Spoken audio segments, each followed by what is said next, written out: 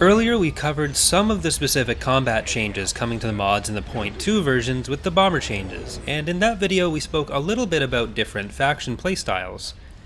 This is something we've been trying to emphasize with other recent changes like the Empire of the Hand roster reworks, and government mechanics coming that the New Republic, and CIS already have, and which we're going to be trying to expand to the other factions in the future. Today we're going to cover another element of emphasizing unique strengths, weaknesses, and playstyles among the Imperial Warlords in particular, where we've rebuilt the rosters of each playable faction. In prior versions, the Imperial factions, while they had some unique ships, tended to all have similar types of tools available to them. Rather than really having any pronounced strengths or weaknesses, there were some differences based on which ships you had to do which job, but ultimately they had at least something to do each job, so there wasn't a huge difference in how each faction would approach a battle.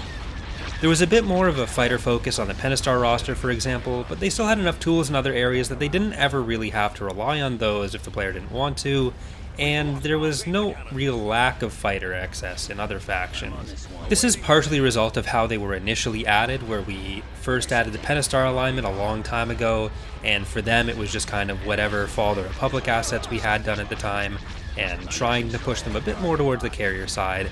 But then we also added Warlord Zinge, the Eriadu Authority, and Greater Maldrude as playable in, I believe, 2.2, which meant that we had few assets to kind of spread among so many factions. But now, since we have a much larger team and we've had more time to make all these assets, we're able to distribute a bunch of different ships that fill different roles in a way to help emphasize different playstyles for each of the factions. There will also be a ground element to these changes, but today we're just going to be talking about the space aspect.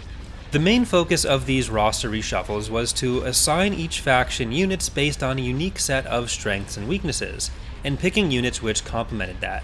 So essentially we were looking at which roles we wanted for the factions, and then picking ships based off of what fit those roles, rather than putting the ships together and then having an emergent gameplay style out of that. Obviously from a lore basis, you could assign pretty much any group of units to any faction relatively reasonably. They all would have probably used whatever grouping of Imperial units existed in the lore to some extent, but we decided to pick up on a few lore-based themes and use those to build out the rosters and playstyles, or inventing our own where nothing was present, hopefully reflecting the core of what those factions are, while still making them each feel unique to play as or against. A secondary goal was making there be as little unit overlap as possible, though this was secondary to picking units which fit the overall vision for how the faction ought to approach engagements. While there's still some work to do with working out specific era changes for the core of the main Empire faction or Imperial Remnant, the primary goal with that faction was to maintain a relatively balanced or generalized approach that would be especially beginner-friendly as far as having access to different types of roles. This is helpfully something which is easily accomplished with a lot of the core or iconic Imperial units. Where a lot of the other Warlord factions focus on specific areas, the Empire itself has decent coverage in all areas, though a bit less of the specialized coverage in any individual area. Though the Empire itself does tend to fit into a typical quantity over quality approach with a lot of its fighters and small ships, supporting pretty solid capital ships and battlecruiser types. Some Imperial factions do stray from that though. In this video we're going to focus a bit more on the Warlords themselves instead. First up we have the oldest of the playable Warlords in the mod, the Pentastar alignment. For this faction, while there's technically not a lore reason for it per se, we decided to maintain their focus as a carrier and fighter-oriented faction. To accomplish that, we've given the Pentastar alignment a lot of flexibility in the carrier choices, with one in almost every size class. Their additional ships tend to focus on defensive capabilities or supportive qualities, helping them get the most out of their carriers and keeping a bomber focus for their damage, along with the Enforcer as their main offensive frigate if they want to go that direction. With the other frigates being more defensive, like the Precursor or supportive for their non-carrier damage, they do need to lean a bit more on the Enforcer as a lore-based staple. They additionally have very flexible options for their own anti-fighter ships, which allows their own fighters and interceptors to focus more on protecting their bombers as their primary damage dealers, rather than hanging back and protecting their capital ships as much. We won't be covering the specific types of fighters going to each faction today, but there are some differences there between the factions as well. For the regular ship classes, each faction has around 21 of them, some of them being new to the 3.2 version. A few of those new ships will of course be missing from the visuals you're going to be seeing here right now since they're not all done yet. I will be listing them all though. On the Pentastar roster, we have the Decimator gunship, the Buccaneer, the Raider, Trenchant, Tartan class, Victory Frigate Mark II, Ton Falk, Dreadnought Heavy Cruiser, Battlehorn, Enforcer, Immobilizer 418, Assault Acclimator, Imperial Cargo Ship, Venator, Precursor, Imperial 1 class Star Destroyer, Tector, Secutor, Praetor Carrier, and the Mandator 3 as their new supership. The new classes here being the Buccaneer, which is a corvette type canonically used by Altabesk, the Trenchant, which is another new small anti-fighter ship also armed with some turbo lasers, the Battlehorn class, which is essentially a laser-heavy version of the Neutron Star, the Imperial Cargo Ship as their new medium fleet tender, and the new Praetor Carrier as their main battleship type. The Mandator 3, which is still being designed by Farshot, is not in this picture obviously, but that will be coming as well. Next up, we'll jump to the opposite side of the galaxy and talk about the Eriadu Authority. Eriadu is basically the extreme version of focusing on battle cruisers and capital ships, with their capital ships and battle cruisers being focused around a lot of offensive and defensive options rather than supportive, and their smaller ships slotting into more of those supportive roles. They will have some good fighters, although not quite the same access to them as the Pentastar alignment, led by fighter hero Shea Hublin, but they don't have quite the same options for anti-fighter duty that some of the other factions have. So in a lot of cases, their fighter strength will be more focused on playing a protective role rather than striking out on their own. Because they're a more top-heavy faction, there are fewer options to pull from, so they have a couple fewer ships than some of the other factions, coming in at 18. These are a combat gunship, the type of which we haven't picked a specific class for yet, the IPV-1, Arquitens, the Raider 2, which is more of an anti-ship version of the Raider rather than an anti-fighter corvette, the Galleon for their small fleet tender, the Eidolon strike cruiser, which is a kind of carrier-focused strike cruiser, the Twinwell immobilizer, the Gladiator 1, the Imperial 1 frigate, the Victory 1 Star Destroyer, the Imperial 1 Star Destroyer and Imperial 2 Star Destroyer, the Torpedo Sphere, the Allegiance, the Praetor 2, the Bellator, and the Assertor. For new stuff here, we have the Twinwell, the Eidolon, the Torpedo Sphere, which is technically a reintroduction after it was cut a few versions ago, and the Assertor, which is still being finished by myself. You'll notice this makes them the only faction other than the Empire that's able to construct more than one SSD at a time, since they have access to both the Bellator and the Assertor. The Bellator will be being reduced to the single concurrent instance, so you can only build one at a time, rather than being allowed to have two of those like you can in the current version of the mod. This will be coming along with the introduction of persistent damage for Super Star Destroyers, which we talked about in a prior video. So as the Eriadu Authority, you're primarily going to be building these fleets out of your main fleet centerpieces. From the Eriadu Authority, we'll move to the Greater Maldrude.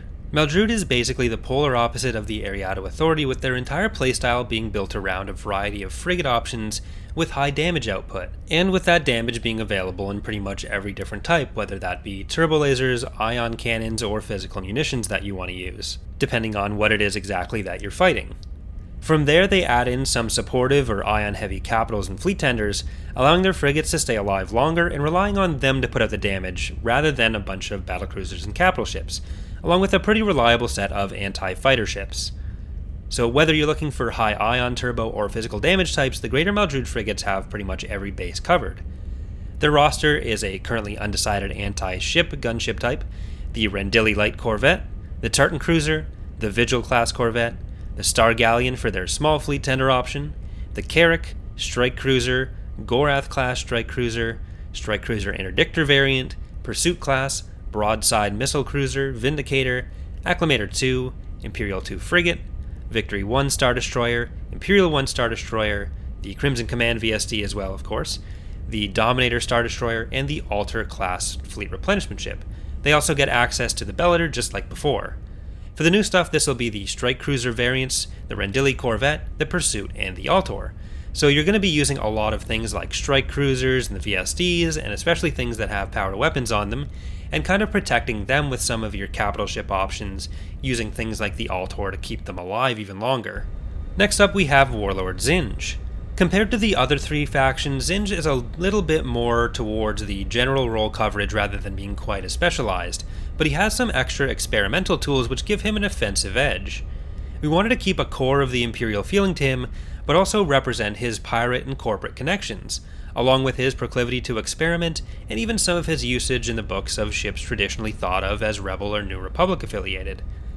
This gives him a lot of strength in the capital and corvette areas, with some decent frigates to back it up, though not quite on the maldrude level, and a couple different options for fighters and heavier ability use than the other factions. This includes a gunship with a mix of anti-ship and anti-fighter capabilities, which also hasn't been decided yet.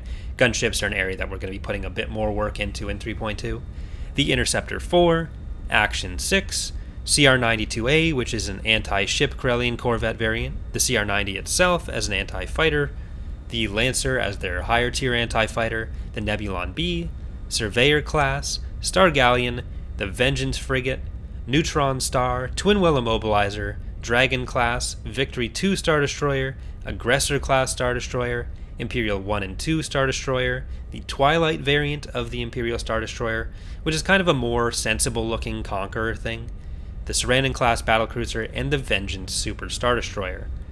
For new stuff, that's the Sarandon class, the Dragon, the CR-92A, the Surveyor, the Dragon, the Twilight, and the reintroduction of the Aggressor and Vengeance from the base game Forces of Corruption, though restatted and visually redone for the mod, coming through pirate connections, which may give you an indication of who might be a potential hero for Zinge coming up in this release. This will also be the first place where we have a generic buildable Vengeance for a faction, which we're going to talk a little bit about the SSD choices towards the end of the video. In addition to all of these, pretty much every Imperial faction also gets the adds on era progression. Since it was one of the few introduced types later on in the period, it gives something a bit stronger on the small side for factions that survive long enough without impacting the playstyles too much. Well, that does it for the playable Imperial factions. There are still two other factions which share some Imperial units and either aren't playable or aren't Imperial. Well, also Corellia, but we're going to talk about them on their own in another video. For the former, we have Zero Command, which gets its own faction slot in 3.2, though not as a playable faction. With this faction, we were far less concerned about a specific playstyle or overlap with other factions since they're pretty minor and not playable, except for taking the spot of the Empire in Deep Core conflict. For them, we applied a very rigorous set of rules when picking their ship. Namely, they got whichever ships were the most triangular in each category. For the Avethans, we'll probably cover them more in their own video and in the upcoming Factions video, which will be coming soon. We want to give them their own custom thrust ship variants wherever possible, but we also want to have some core of Imperial sourced units for them, and we wanted to make them be as aggressively focused as possible. So this means giving them units that have a pretty offensive skew in what their stats are focused on, so focusing more on damage than defense. This includes the Active class, Surveyor class, Gladiator 2, Acclamator 2, ISD 2, and the new modified Mandator 3 designed by Sky to serve as the new look for the Armadia, one of their unique SSDs. So on the SSD side, we've basically tried to make sure all of the different types we had were distributed without having to overlap where possible, except the Bellator still being part of two factions. We tried to keep in mind which types of SSD heroes were available for which factions already, so we could have as much variety there rather than trying to give people a generic version of a ship they already have in that size class. For example, the Pentastar alignment already has an Executor class and a Vengeance class hero option, which is why they weren't decided as the destination for the generic version of either of those.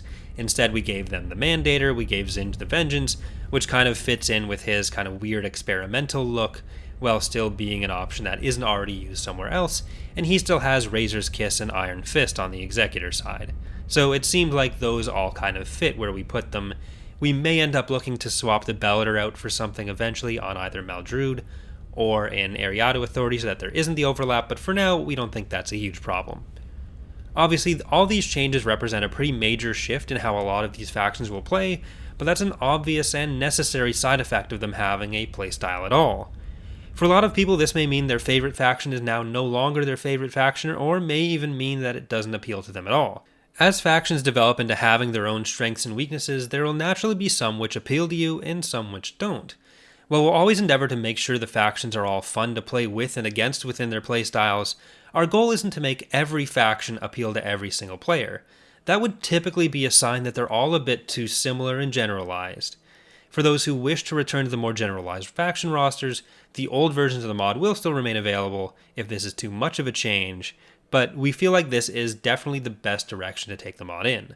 Other than that, Hope you're looking forward to the greater diversification in faction playstyles. It should make each faction feel different to play as, but also greatly help the variety in what you're playing against as well.